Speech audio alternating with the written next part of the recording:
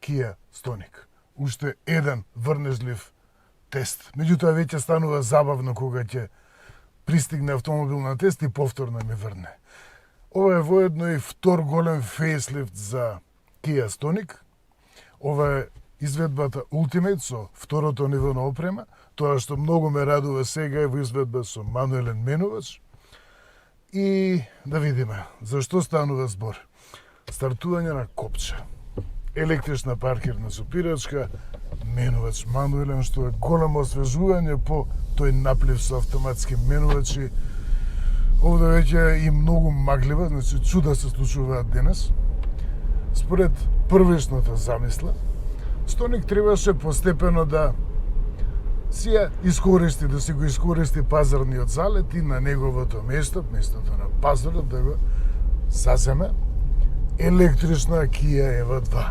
Kia турка масовно со електромобилноста, има електричен модел во секоја класа, меѓутоа политичарите што си го држат бизнисот со нафтата, му рекоа на светот, нема вие туку така сега да се решите да си возите на струја и да си полните дома во двор по комши или кој знае каде, и да не увезувате струја, да си произведувате сами струја, туку уште малку ќе возите на бензин и ние ќе ви кажуваме колку ќе ви чини нафтата, бензинот и слично. Така што корејскиот производител се реши да место нова генерација на Stonic да направи еден голем фейслифт. Има дури и во каросеријата има зафати, значи можеше уште малку да вложи за да ја продаде приказната како еве комплетно нов Stonic, меѓутоа честно си работат луѓето и го продаваат ова, го нудат како фейслифт. Иако тоа е невообичаено обемен фейслифт за модел, па посебно за модел од оваа класа. И што е направено во фейслифтот? Како што објаснуваат менаџерите, Stonic доби изглед и технологија на модел од високите класи, од повисоките класи. Изгледот со ѕвездите, со светлата во форма на соцвездие, тоа повлече од EV9, па понатаму низ целата гама и спортаж доби светло во тој дизајн, во тој стил. Сменати се и маските, горната и долната маска се сменати, браникот е целосно редизајниран. Назад е целосно смената вратата на багажникот и браникот исто е сменат, нема веќе дифузори, многу е поелегантен, многу по-благ изгледот. Меѓутоа, многу големи зафати се направени во внатрешноста. Имам огромен дисплеј пред мене, кој што е интегрален, значи ги соединува дигиталните инструменти. Добро, ме предупредува. Камерите имаат, значи, има многу системи за асистенција во Стоников и воопшто во Kia, да. И меѓу другото ме предупредува дека камерите имаат ограничена видливост сега, препознаваат магла и ми укажува на тоа дека нивната работа не е безпрекорна. Значи не е тоа глупава електроника и глупави системи за асистенција, меѓутоа што е ова? Темници. Внатрешноста навистина личи како модел од многу по-висока класа, односно токму како спортаж. Тоа што исто го доби од спортаж е и полето за ракување кој што има двојна функција, двојна поставеност. Не мам досега сретнато дека сцената се буни околу тоа решение, значи има две функции, две положби. Сега ми е вклучено на навигација и на инфозабава, значи сите овие функции што ми се прикажуваат се однесуваат на навигација, на радио, музика и слични работи. А ваква темница до сега немам сретнато тука дење, 12 часот. И втората позиција, која што се префрлува на следниот начин, ги прикажува функциите за климатизацијата. И тоа е се. А климатизацијата тука во Ultimate нивото на опременост е автоматска. Клима секогаш има во Stonic, во концепт, значи во првишното, појдовното, не е основно, него нарекувам основно, затоа што и таму има многу повеќе опрема отколку кај конкуренцијата. Меѓутоа, И таму има мануелна клима, тука е автоматска клима. Така што, кога ќе вклучите на автоматска клима, се понатаму се врши работа автоматиката, климата и нема што многу да се чепка тука, така што нека си биде оваа. Стоник не е направен за да биде најевтиниот автомобил во класата, туку е направен како автомобил што нуди најголема противвредност. Тоа го нудеше и во претходната генерација, тоа го нуди и сега. Цената порасна, меѓутоа се добиваат многу повеќе работи и овде е навистина страшно веќе запозење. Ова е облак еден над Скопје. Меѓу работите кои што дојдоа со фейслифтот и кои што вредат за таа доплата во споредба со претходникот, секако е дисплејот, ракувањето, функциите, изработката, целата арматурна табла е сменета, има обложено со поквалитетни материјали и воопшто е пристапено со големо внимание и овде веќе не се вози. Вака е веќе многу побезбедно. А и облакот се крена во меѓувреме. Дисплеј огромен, полето за ракување, овие се некои нови текстури, нови релјефи, тука има некоја делче кое што личи како гранит, како плоча од гранит и толку тука е само поставено тоа. Тука има мала површина која што е со овој материјал обложена, меѓутоа нема ништо во вратите, вратите е гола пластика. Сега, таа е класата, ова е сепак B-сегмент. Така што сепак можело малку платно да се вгради во вративе, барем во Ultimate, воланот е нов, сменете во стилот што веќе го презеде и Спортаж, а се појави и EVA 3, електричната EVA 3 се појави со истиот овој дизајн на воланот и згодно изгледа, навистина нова, интересна форма. Имам автоматско вклучување на долго светло, што е од голема корист кога патувате по автопат или некој пат кој што е криволест и се разминувате често, не и се. Систем за следење лента и располага. Еве сега го забележувам дека има и ретровизор, само затемнувачки ретровизор. Значи тоа ме изненадува. Сензор за дожд, тоа веќе се подразбира. Исто и за темнети задни стакла, тоа е дефолт кај македонскиот увозник на Kia. Тука има и бежичен помач за мобилен телефон. Команди за грејење на седиште, и тоа е стандард. Грејење на волан, брз полнеж за USB, значи брз полнеж за телефон има, 12 волтен приклучок и сето тоа е со вратичка.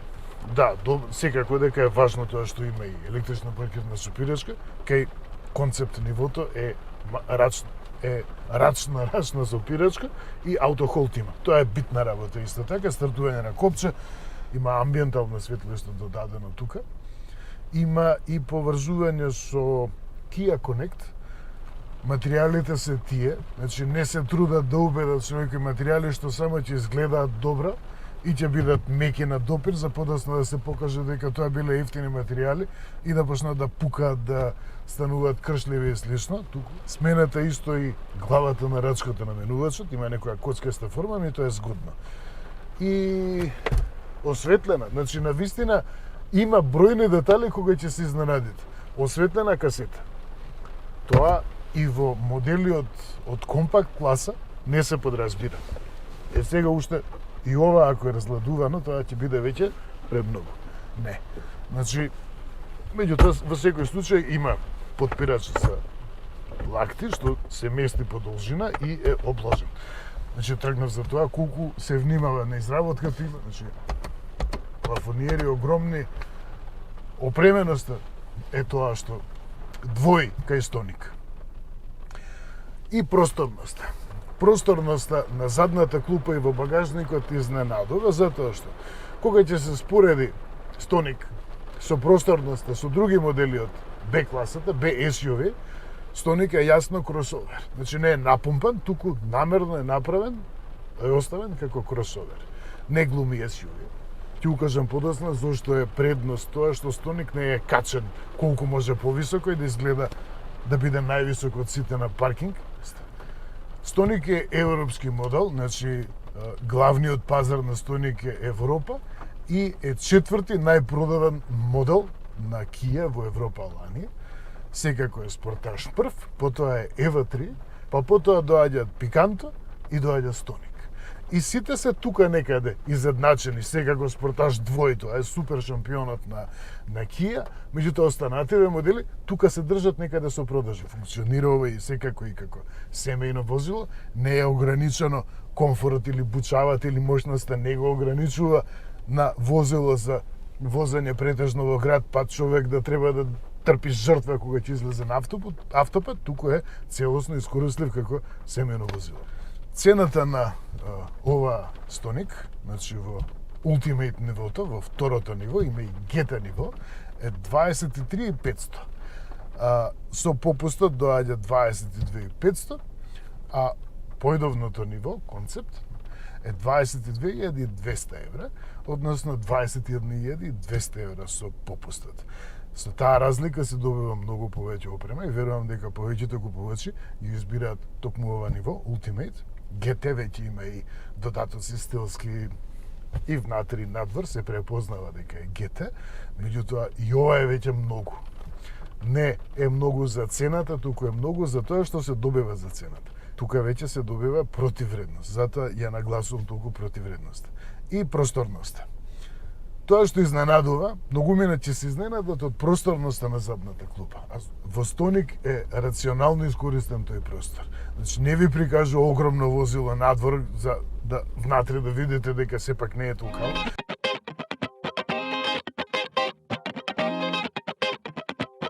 И како што спомнав претходно, тоа што посебно ми се допаѓа кај стоник е тоа што е испочитуван концептот на кросовер. Значи не надувување, претерано надувување, глумење SUV, туку кросовер. И тоа значи предност и во поглед на динамиката и комфорот. Зошто? Затоа што кога автомобилот оваа класа, B-сегментот, ќе се искористи за изведување SUV, обично се скрутува амортизацијата, се смалува работниот на амортизерите и се добива во основа не толку пријатно комфортно чувство во поглед на комфорот. Кај стоников, токму тоа што е понизок во споредба со обичен SUV, односно квази SUV во B-сегментот, е токму тоа што амортизацијата работи помеко, но динамиката исто така користи. И динамиката користи. Така што тоа се две придобивки во едно. А секако не трпи во просторноста, затоа што и просторноста е примерна. Стоник е наменет и за возачи кои што сакаат да уживаат во возењето, односно за возачи кои што знаат да ја направат разликата. И управувањето задоволува, навистина се чувствува кога се појавува пролизгување веќе. Зошто е тоа така? Затоа што Kia, колку што ги има предностите како корејски производител со амбицијата на корејски производител која што ја доведе да биде ова што е денес, во Kia има и многу германско влијание. Секако дизајнот. Петер Шрејер, легенда на дизајнот, го смени дизајнот на Kia, ја направи шампионка во поглед на дизајнот. И понатаму човекот доби менаџерски функции во Kia. И уште еден човек кој што е важен за ова што го зборувам, а тоа е Алберт Бирман, а тоа е инженерот, главниот инженер на BMW M GmbH, односно моделите на BMW M, M3, M5 и сите M-ови понатаму. Сетапот на годувањето е негово дело. И затоа затоа Kia не е обична марка која што продава големи автомобили со многу опрема, туку е марка која што нуди нешто повеќе. И тука воедно, и со тоа воедно и ќе го завршам овој тест, краток тест, меѓутоа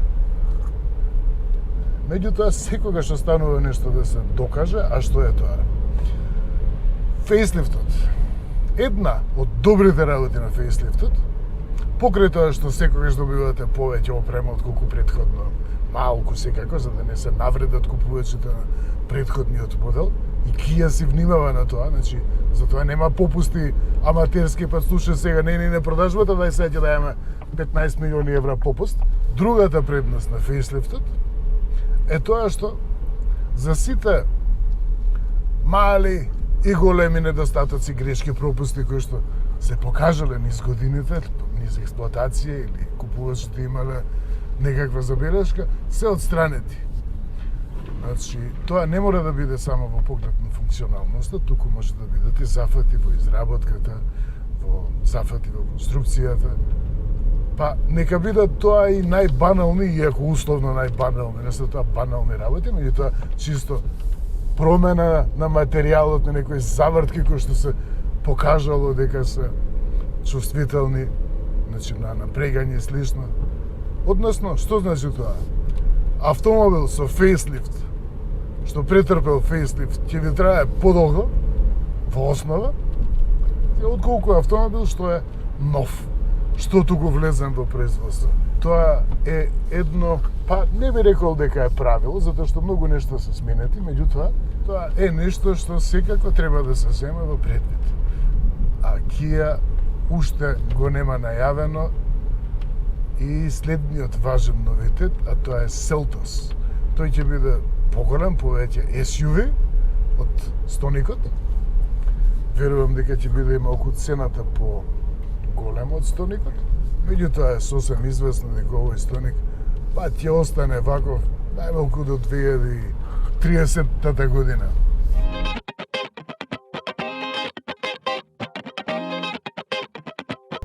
И сигурно забележавте и дека моторчево нема нешто многу проблеми со динамиката. Сега таму каде што можам да искористам, може да не лудуваме секако. И моторчево се влече примерно убав звук, нема дупка, турбодупка, сосем очигледно, и тоа што исто така ми се допаѓа, менувачот е убаво степенуван, тесно степенуван, за да искористи за да му додаде темперамент на моторот, односно за дополнително да се искористи, секако се 100 конски сили. Ете, нема никакви проблеми со забрзувањето или со одржувањето на динамиката и навистина менувачот задоволува, има куси одови, прецизни, меки одови, инженерско авто. И еве тука едно кусо забрзување, тука е безбедно, ете. Добре, во втора малку. Ето, да не лудуваме, лесно ги качува вртежите, не е мотор кој што се задушува како што се влегува во подрачјето во крајното подрачје работно. Како што спомнав, значи, веќе е автомобил кој што е наменет, кој што ќе го сакаат возачи што знаат да направат разлика меѓу автомобил што е забавен, благодарен за динамично возење. А во поглед на потрошувачката, од тестовите до сега, ете, навистина е многу лесно чувството, не е тоа толку. Во поглед на потрошувачката се движи меѓу 6 и 7 литри, значи повеќе околу 7 секако, меѓутоа е сосем во рамките на класата и на очекувањето од автомобил од овој сегмент. Кој не е толку љубител на менувач мануелен, на рачен менувач, има и опција за менувач со двојна спојка, автоматски менувач со двојна спојка, кој што додава некаде околу 1700 евра, односно точно 1700 евра, тоа е множна честна доплата.